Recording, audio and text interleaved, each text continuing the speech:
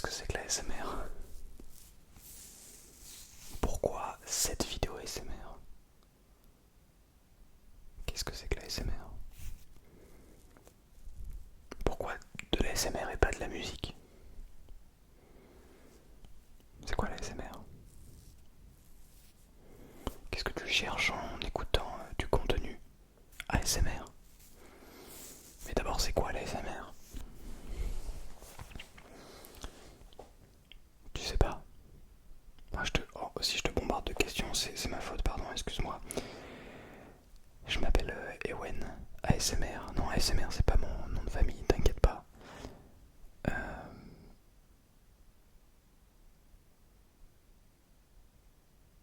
Ouais, en fait, ce silence, il était fait exprès parce que mon but, c'est aussi que tu te relaxes. Et donc, pour ça, je suis obligé de marquer des temps de pause parfois. Ah, c'est complètement voulu, oui, complètement. Tout est écrit. Ou alors peut-être que rien n'est écrit, tu ne sais pas en fait. Tu ne pourras peut-être jamais savoir. Ouais, en fait, la vérité c'est que mon nom de famille, c'est pas Autonomous Sensory Meridian Response. Qu'est-ce que ça veut dire déjà? Pardon, la politesse déjà c'est de dire bonsoir. J'espère que tu vas merveilleusement bien ce soir. ASMR, qu'est-ce que ça veut dire? J'aimerais qu'on remette un petit peu les bases ensemble parce que c'est quelque chose qu'on a peut-être oublié, qu'on ne fait peut-être plus vraiment attention et qui pourrait peut-être nous aider dans la compréhension un petit peu plus profonde de la SMR. Tu ne penses pas? Non, tu penses pas? Ok, bon bah bonne nuit. Ciao. Allez, c'est ciao, j'arrête la vidéo. Je plaisante.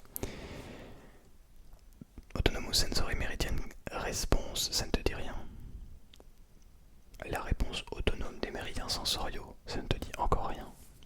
Bon non, ça m'étonnerait parce que c'est pas dans le bon ordre. Et puis surtout ASMR, ça vient de l'anglicisme.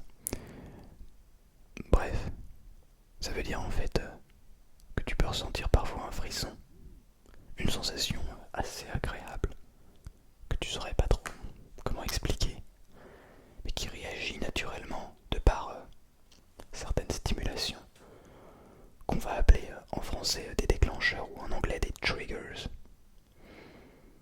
J'en ai quelques-uns là devant moi. Et l'idée en fait, c'est de comprendre qu'est-ce qui fait que tel et tel déclencheur vienne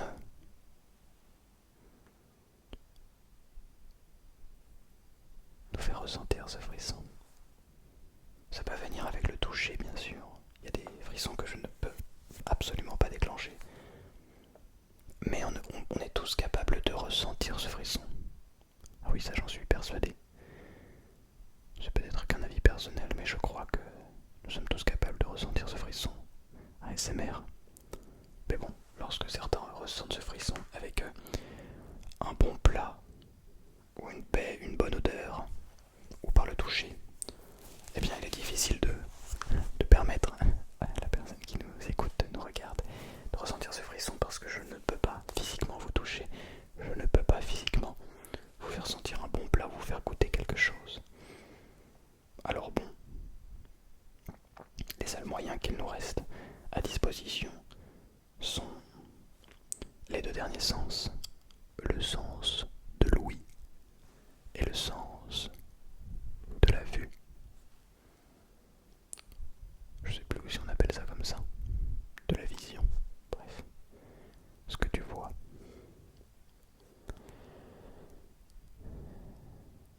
Il y a d'autres manières de ressentir ce frisson. Mais bref, on n'est pas non plus là pour juste donner une description simple et détaillée. Peut-être que si, nous sommes là pour ça. Bon, buvons un coup d'eau quand même avant de continuer, parce que là, ça commence déjà à être compliqué.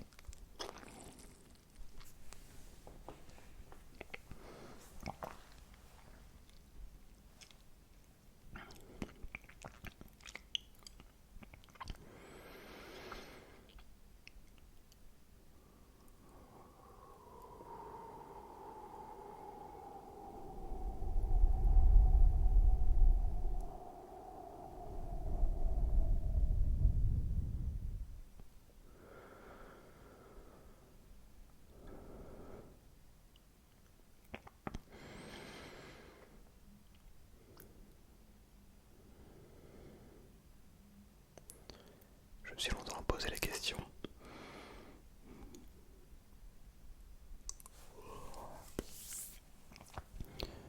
Rien par rapport au bâillement, ne vous en faites pas. Je me suis depuis que j'ai commencé cette chaîne YouTube, donc 3 ans, 3 années, posé de multiples questions concernant cette forme d'art qu'est le contenu avisé ASMR. J'ai fait pas mal de recherches, je me suis beaucoup renseigné et j'ai remarqué que chacun a sa propre définition.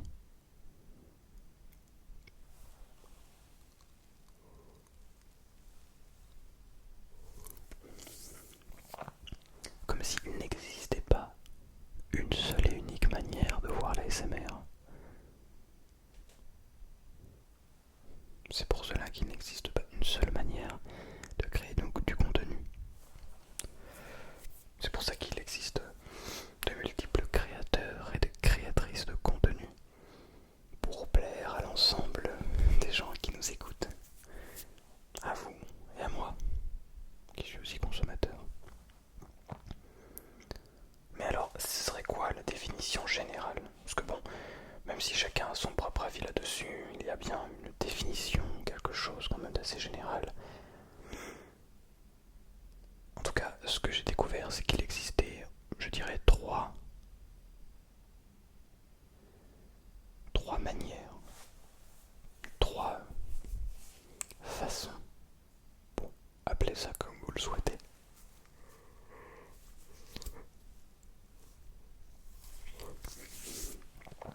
D'écouter de l'ASMR. Excusez-moi pour ces bâillements. Je crois qu'il est important de bâiller lorsqu'on est fatigué ou qu'on se réveille pour changer de cycle.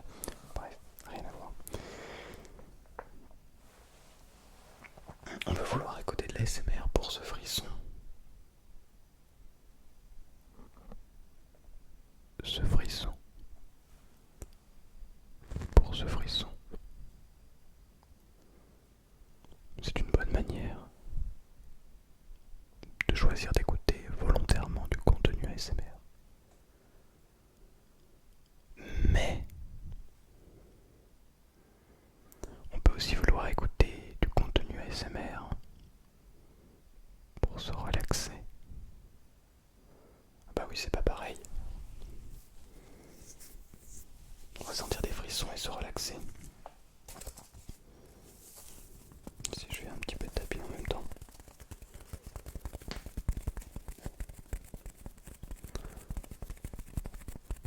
Se relaxer, c'est encore différent. Il s'agit là de réduire son rythme cardiaque, de physiquement ralentir son flux de pensée, de physiquement se mettre dans une position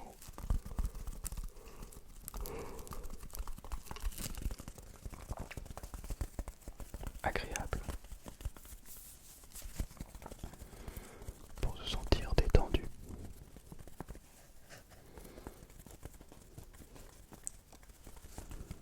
Et la troisième option, la troisième possibilité est de pouvoir s'endormir.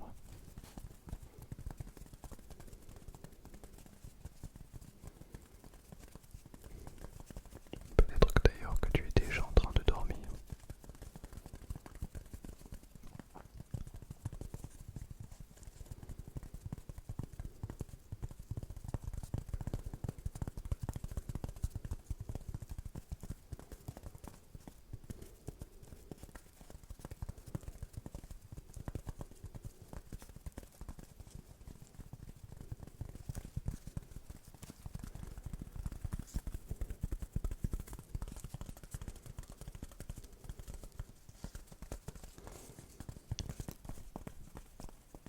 Dans cette vidéo,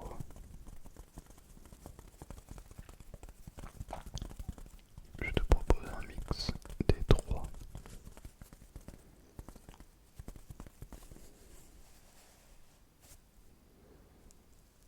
Bon,